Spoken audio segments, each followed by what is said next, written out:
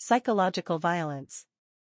The term psychological violence evokes a world of painful implications that go well beyond the surface of physical actions.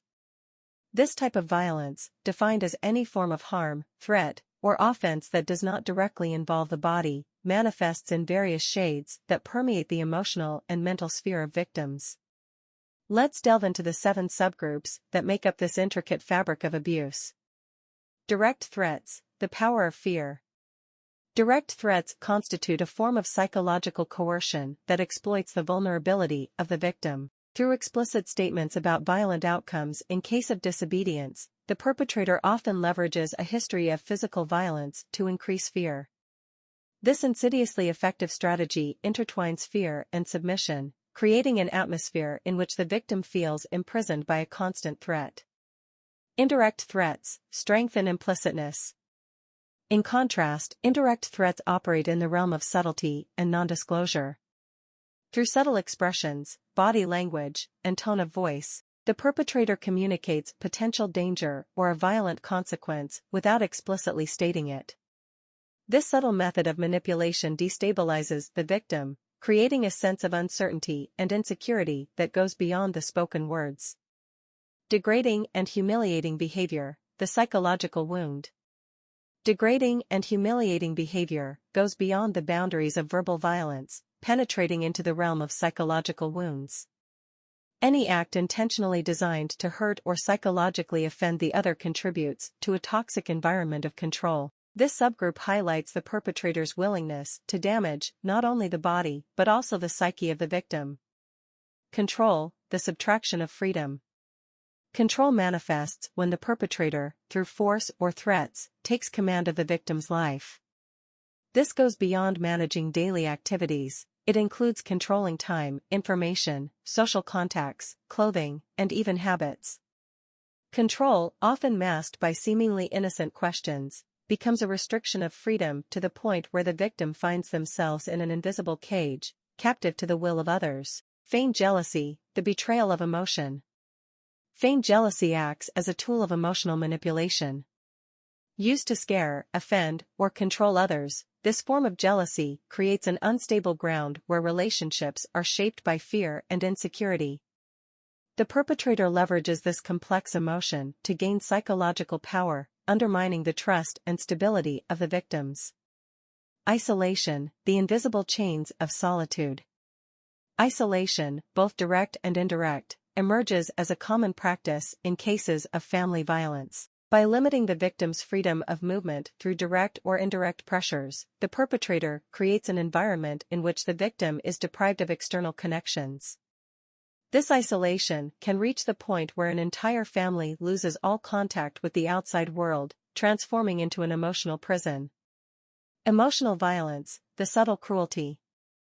Emotional abuse manifests through behaviors aimed at making others feel small, bad, or unimportant. Neglect and silence emerge as subtle weapons in this context, creating a constant atmosphere of contempt and self-deprecation in the victim. This form of violence, while devoid of physical impact, leaves deep scars in the soul of the affected person. Psychological violence configures as an intricate labyrinth of manipulations and abuses that go beyond the obvious physical manifestations.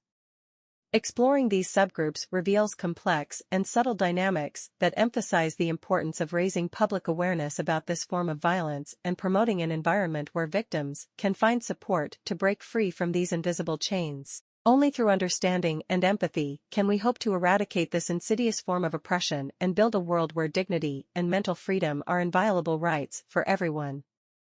Psychological violence, with its 7 distinct subgroups, is a phenomenon deeply rooted in human dynamics, reflecting the complexity of interpersonal relationships and control mechanisms. Addressing this subtle form of abuse requires a deeper exploration of its roots and long-term consequences. The roots of psychological violence lie in power and control dynamics. The need to dominate and subdue others manifests in individuals using sophisticated psychological tactics to achieve their goals. The vulnerability of victims becomes the leverage through which perpetrators exert their control, exploiting the fears, insecurities, and emotions of the affected person. Control, which can take many forms, is based on the manipulation of individual freedoms, creating emotional and psychological dependence. Emotional abuse becomes a means to undermine the victim's self-esteem, making them more susceptible to control. Isolation, in particular, acts as a powerful tool of power, depriving the victim of an external support system that could counteract the perpetrator's dominance. The consequences of psychological violence go beyond the moment of the act, casting long shadows on the days, months, and sometimes years that follow. Victims of direct and indirect threats often develop constant anxiety, living in a state of constant apprehension about possible imminent threats. Degrading and humiliating behavior can contribute to mood disorders, identity disorders, and low self-esteem, while control can gradually erode trust in one's ability to make autonomous decisions. Feigned jealousy generates complex feelings of insecurity and inadequacy, while isolation can lead to serious mental health problems, including mood disorders, anxiety, and depression.